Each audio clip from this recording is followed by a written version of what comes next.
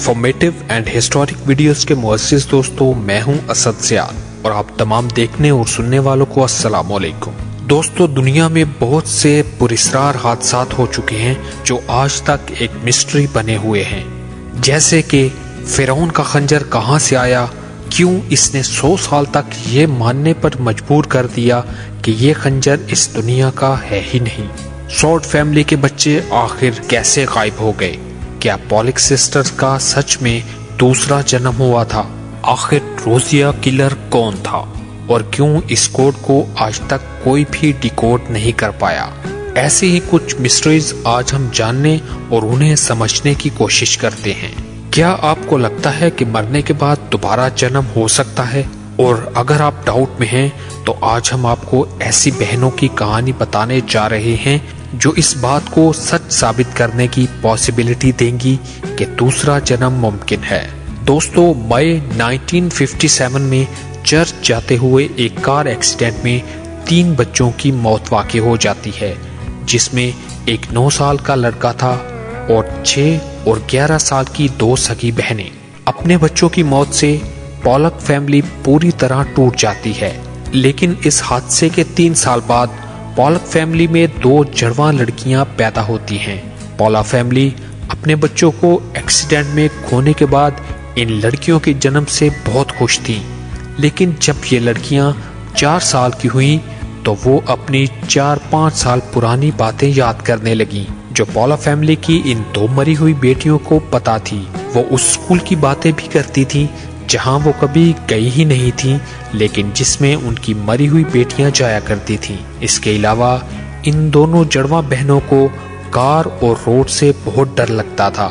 जब पॉला family in लड़कियों को अपनी मरी हुई बेटियों के खिलौने देते तो वो जड़वां बहनें इन खिलौनों से ठीक वैसे ही खेलती जैसे उनकी मरी हुई बेटियां खेला करती थी। और ये शक यकीन में तब बदला जब एक दिन इनकी एक बेटी ने अपनी दूसरी बहन की गोद में सर रखा हुआ था और दूसरी बहन बोल रही थी कि देखो, तुम्हारी आंख से खून आ रहा है और यही तुम्हारा कार से एक्सीडेंट हुआ है। इसके बाद पॉला फैमिली को भरोसा हो गया था कि इनकी मरी हुई बेटियां ही हैं जिनका दोबारा जन्म हुआ है। दोबारा जन्म लेने का ये वाकया किसी मिस्ट्री से कम नहीं है, क्योंकि इन लड़कियों का जन्म इसी घर और इन्हीं माँ बाप से हुआ था। ये श्राद एक 14 फुट लंबा लीलन का कपड़ा है, लेकिन इस कपड़े में कुछ खास है जो आज भी एक मिस्ट्री बना हुआ है। दरअसल इस 14 फुट लंबे कपड़े पर एक आदमी का प्रिंट बना हुआ है, जिसके बारे में कहा जाता है कि यह प्रिंट हजरत ईसा अलैहिस्सलाम का है, क्योंकि इस कपड़े पर बने हुए प्रिंट पर ठीक वैसे ही बॉडी और जख्म के निशान हैं जैसे हजरत ईसा की डेथ से पहले इनके जिस्म पर लगे हुए थे। ये कहा जाता है कि जब हजरत ईसा अलैहिस्सलाम की मौत हुई थी तो उन्हें इस कपड़े में लपेटा गया था, तभी से ये निशान इस कपड़े पर मौजूद हैं।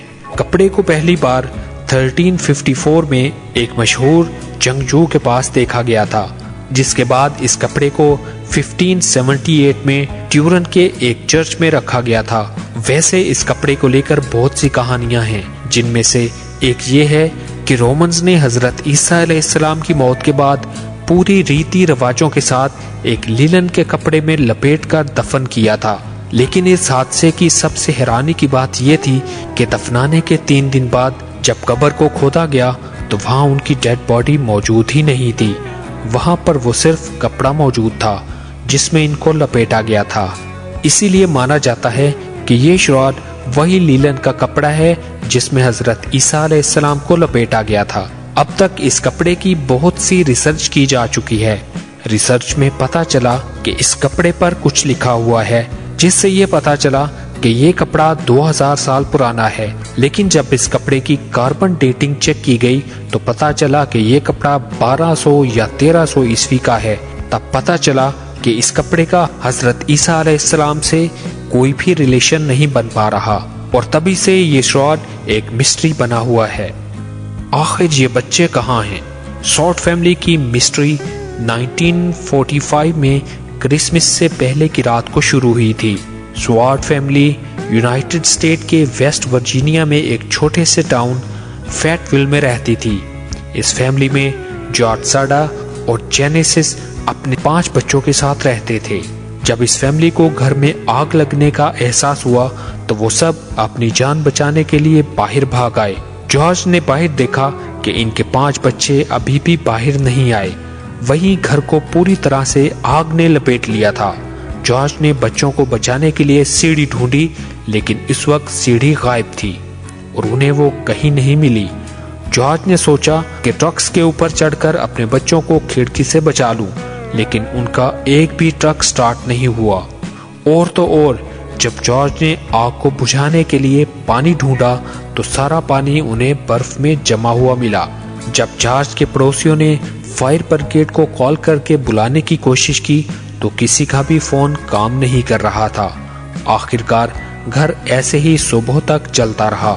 21 दिसंबर की सुबह जब पुलिस इस फैमिली के घर पहुंची तो वहां जॉर्ज के 5 बच्चे और उनकी डेड बॉडीज नहीं थी। पुलिस ने अपनी इन्वेस्टिगेशन में पाया कि इस एरिया की सभी टेलीफोन लाइंस कटी हुई थीं। बच्चों की मां से पूछताछ करने पर पता चला कि रात को आग लगने से ठीक 1 घंटे पहले किसी ने इनके घर पर फोन किया था, लेकिन जेनी ने उस वक्त इन सब चीजों पर ध्यान नहीं दिया और इन्वेस्टिगेशन होने पर पता चला कि एक अनजान आदमी बहुत दिनों से जॉर्ज के घर के बाहर देखा जा रहा था, लेकिन इस आदमी और फैमिली के बच्चों का आज तक कुछ पता नहीं चला। शॉर्ट फैमिली ने अपने बच्चों को ढूंढने के लिए हर मुमकिन कोशिश की, लेकिन वो कामयाब नहीं हुए। आखिर वो बच्चे कहाँ गायब हो गए थे और क्या इस अनजान आदमी का इनसे कुछ लेना देना भी था? ये आज भी एक मिस्ट्री है। फिरौन का खंजर। फिरौन इजिप्ट के राजाओं को कहा जाता था और तूतनखामन इसका आखिरी राजा था। फिरौन की मम्मी पहली बार 1922 में डिस्कवर हुई थी। ये मम्मी 3 ताबूतों के अंदर दफन थी और जब इसकी मम्मी को खोला गया तब उसकी मम्मी के गले में एक तावीज बंधा हुआ था और उनकी पूरी मम्मी सोने से बनी हुई थी और कोहनियों से ढकी हुई थी। इस मम्मी के साथ ही 2 खंजर भी मिले, जिसे पहली बार देखने में लगा कि इनमें से एक खंजर लोहे का था और दूसरा खंजर सोने का, लेकिन कहानी बिल्कुल अलग थी। पिछली हुई कुछ रिसर्च और तस्वीरों से पता चला कि ये खंजर असल में लोहे का नहीं बल्कि किसी और मटेरियल का बना हुआ है और उसमें यह भी पता चला कि ये खंजर जिस मटेरियल से बना हुआ है वो मटेरियल जमीन पर मौजूद ही नहीं है। ये भी माना जाता है कि ये खंजर किसी दूसरी दुनिया के लोगों ने उन्हें तोहफे में दिया था। यही वजह है कि आज तक ये पता लगाना नामुमकिन है कि आखिर फिरौन का खंजर किसने बनाया और इस खंजर को बनाने के लिए मटेरियल उन्हें कहां से मिला। हो सकता है कि उस वक्त कोई ऐसा मटेरियल जमीन पर गिरा हो जिससे इस खंजर को बनाया गया हो, या उस वक्त भी लोग स्पेस में जाते थे। कुछ भी साफ नहीं कहा जा सकता, इसीलिए ये खंजर आज भी एक मिस्ट्री बना हुआ है। एक किलर की मिस्ट्री। असल में ये मिस्ट्री शुरू हुई थी 20 दिसंबर 1968 से लेकर 11 अक्टूबर 1969 तक। सैन फ्रांसिस्को की एरिया में लगभग 5 लोगों का मर्डर हुआ था। दिलचस्प बात यह है कि इन सभी मर्डर्स को एक तरह से किया गया। सबसे पहला मर्डर 2 टीनएजर्स का हुआ था जिन्हें उनकी कार के अंदर गोली मार दी गई। दूसरा मर्डर 4 जुलाई 1969 को टॉरलेन फेरन और माइक का हुआ था, लेकिन माइक इस हादसे में बच गए थे, जिसके बाद एक आदमी ने पुलिस को कॉल करके दोनों मर्डर्स की रिस्पॉन्सिबिलिटी ली। जिसके बाद 1 अगस्त को किलर ने अलग अलग न्यूज़पेपर्स को लेटर भेजे और मर्डर की रिस्पॉन्सिबिलिटी ली और इस खबर को छापने की डिमांड की। इस लेटर में किलर ने अपना नाम बताया था, लेकिन पुलिस की इन्वेस्टिगेशन में पता चला कि ये लेटर एक झूठ था। इसके बाद 27 सितंबर को एक और मर्डर हुआ और इसके बाद 11 अक्टूबर को एक कैब ड्राइवर का मर्डर हुआ, जिसको 3 बच्चों ने अपनी आंखों से देख लिया था, लेकिन उस वक्त किलर का चेहरा ढका हुआ था और ये केस आज तक एक मिस्ट्री है। इंग्लैंड में एक मॉन्यूमेंट है जिसे कहा जाता है कि ये 1763 के आसपास बनाया गया था और इस मॉन्यूमेंट पर निकोलस की पेंटिंग बनी हुई थी और इस मॉन्यूमेंट के नीचे 10 हिस्सों का एक कोड लिखा हुआ था जिसे आज तक कोई भी डिकोड नहीं कर पाया।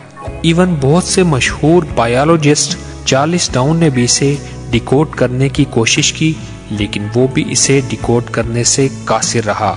बहुत से थ्योरिस्ट का मानना है कि अगर इस कोड को समझ लिया गया तो ये हमें द होली ग्रेल तक ले जा सकता है। खैर 2000 साल गुजरने के बाद भी इस कोड को डिकोड नहीं कर पाया गया। इसे दुनिया का सबसे मुश्किल कोड और मिस्ट्री माना जाता है। तो दोस्तों, कैसी लगी हमारी आज की वीडियो? उम्मीद है आपको ये वीडियो भी पसंद आई होगी। मुझे इजाजत दीजिए। अल्लाह निगहबान।